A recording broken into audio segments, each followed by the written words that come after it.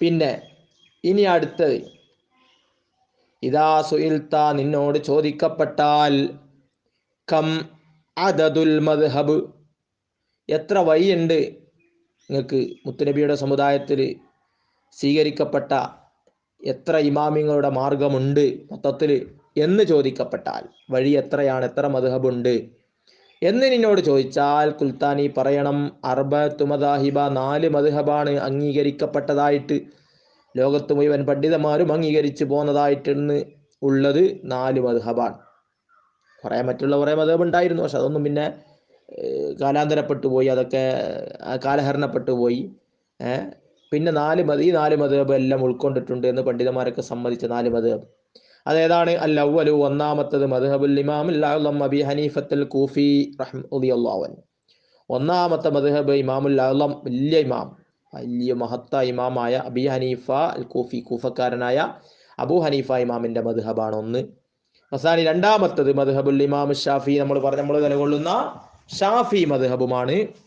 വസ്സാലിസു മൂന്നാമത്തത് മദ്ഹബുൽ ഇമാം മാലിക് റളിയല്ലാഹു അൻഹു, ഇമാം മാലിക് റളിയല്ലാഹു അൻഹുവിൻ്റെ മദ്ഹബാണ് മാലിക്കി മദ്ഹബ്.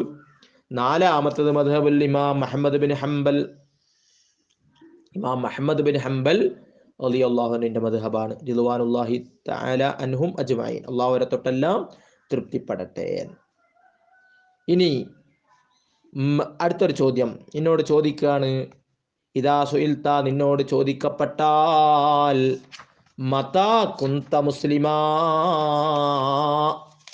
നീ എപ്പോഴാണ് മുസ്ലിമായത്, നീ എന്നാ മുസ്ലിമായത് എന്ന് ചോദിച്ചാൽ, നമ്മളോട് ചോദിക്കുകയാണെങ്കിൽ എന്നാ പറയാ?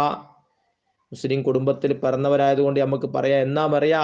ഖുൽത നീ പറയണം, യൗമൽ അഹദി വൽ മീസാഖ്, ഞാൻ മുസ്ലിമായത് എൻ്റെ ആത്മാവ് തന്നെ മുസ്ലിമായതാണ്. അതാ നമ്മളൊക്കെ ജനിക്കുമ്പോഴേ മുസ്ലിമായത് കൊണ്ട് നമ്മളെ ആത്മാവ് മുസ്ലിമായിട്ടുണ്ട്. അതാണ് നമ്മൾ പഠിക്കേണ്ടതാണ്. നമ്മളെ ആത്മാക്കളെയൊക്കെ അല്ലാഹു തആല എല്ലാ ആത്മാക്കളെയും ഒരുമിച്ച് കൂട്ടിയിട്ട് ഒരു കരാറ് വാങ്ങിയിരുന്നു, അന്ന് തന്നെ മുസ്ലിമായിട്ടുണ്ട്. അതാണ് അന്ന് മുസ്ലിം ആവാത്തവർ പിന്നെ മുസ്ലിം ആകുന്നത്. ജനിക്കുമ്പോൾ മുസ്ലിം ആവില്ല, ഒരു പിന്നെ എന്താവും, പിന്നെ ചിലവരൊക്കെ ഇസ്ലാമിലേക്ക് വരും.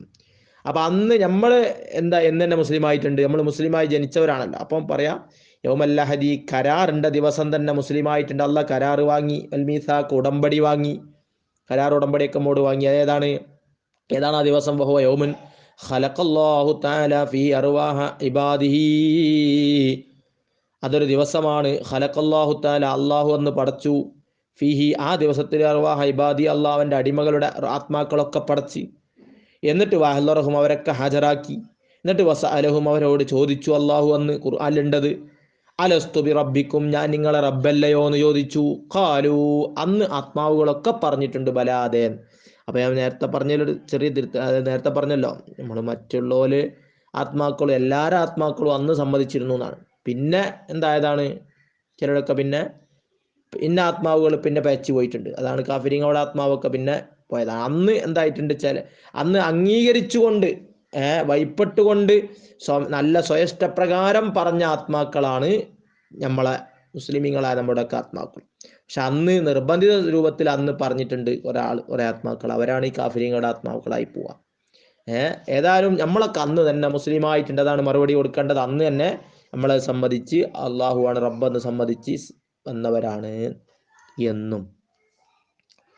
ഇനി ഒരൊറ്റ ചോദ്യവും മറുപടി കൂടി പറഞ്ഞ് ഇൻഷാ അല്ലാഹ് ഇന്നത്തെ ക്ലാസ് നമുക്ക് അവസാനിപ്പിക്കണം. ഇദാ സുഇൽത നിങ്ങളോട് ചോദിക്കപ്പെട്ടാൽ, എന്നോട് ചോദിക്കപ്പെട്ടാൽ, മാ റഅസുൽ ഈമാൻ, കുറച്ചൊരു നല്ലൊരു മട്ടുള്ള ചോദ്യമാണ്, ശ്രദ്ധിക്കണം. മാ റഅസുൽ ഈമാൻ, ഈമാൻ്റെ വിശ്വാസത്തിൻ്റെ തലയേതാണ്? ഒരു ചോദ്യം. വമാ ഖൽബുഹു, വിശ്വാസത്തിൻ്റെ ഹൃദയമേതാണ്? വമാ ബദനുഹു, വിശ്വാസത്തിൻ്റെ ശരീരമേതാണ്?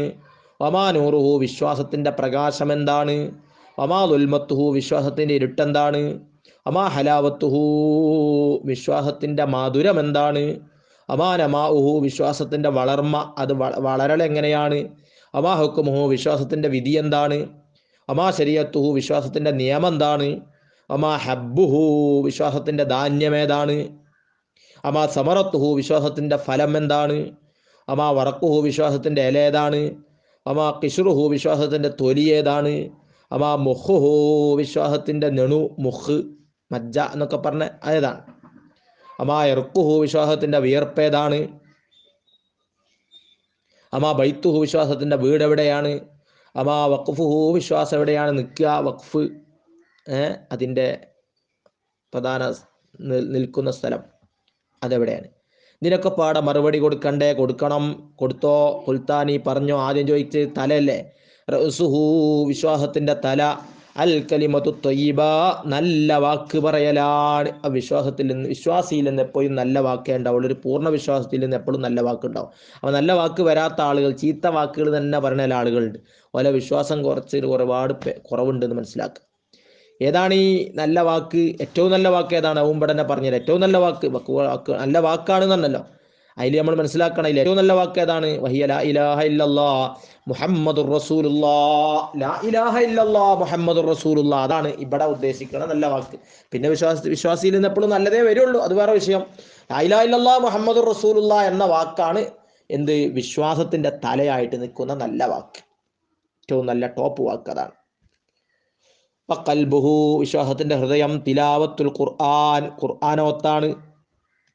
ബദനുഹു വിശ്വാസത്തിൻ്റെ ശരീരം കസറത്തു ദിക്രില്ലാഹി അസ്സ വജല്ല അല്ലാഹുവിൻ്റെ സ്മരണ അധികരിപ്പിക്കലാണ്. ദിക്ർ കൂടുതൽ ചെല്ലുക, അതാണ് ശരീരം. വനൂറുഹു വിശ്വാസത്തിൻ്റെ പ്രകാശം തസ്ദീഖു വാസ്തവമാക്കലാണ്. വളുൽമത്തു വിശ്വാസത്തിൻ്റെ ഇരുട്ട്, അതിന് ഇരുട്ട് വരലെപ്പോഴാണ്? അൽ കദിബു കളവ് പറയുമ്പോഴാണ്. കളവുണ്ടാകുമ്പോൾ ഇരുട്ട് വരും. ഹലാവത്തുവിൻ്റെ മധുരം അത്വഹാറത്ത് ശുദ്ധീകരണമാണ്. ശുദ്ധീകരണം ഉണ്ടാകുമ്പോൾ വിശ്വാസത്തിന് മധുരം ഉണ്ടാവും. അനമാഉഹു വിശ്വാസത്തെ വളർത്തൽ അസക്കാത്ത് സക്കാത്ത് കൊടുക്കുമ്പോഴാണ് അതിൻ്റെ വളർന്നു വരല്. ഹുക്കുമുഹു അതിൻ്റെ വിധി അയ്യക്കൂനല്ല ഒരു വിശ്വാസീൻ്റെ എപ്പോഴും അയാൾ എങ്ങനെ ആയിരിക്കും? അത് അയ്യക്കൂനല്ല അബ്ദു ബൈനൽ ഖൗഫി വർ റജാ അടിമ പേടിയുടെയും ആഗ്രഹത്തിൻ്റെയും ഇടയിൽ.